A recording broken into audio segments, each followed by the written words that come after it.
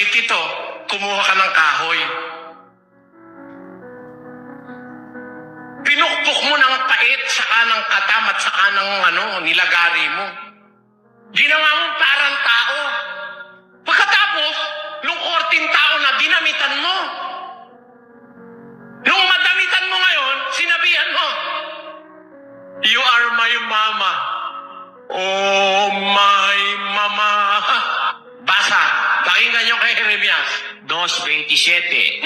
Na nagsasabi sa kahoy, ikaw ay aking ama. At sa bato, iyong ipinanganak ako. Hindi kaya nauulol ito?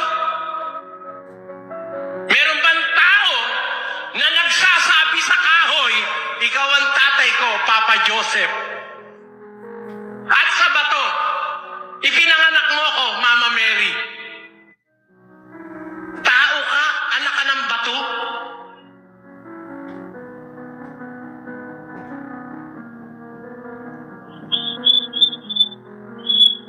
Tatanungin ko kayo, masakit po ang dating sa tenga niyan eh. Pero, totoo po ba na may tao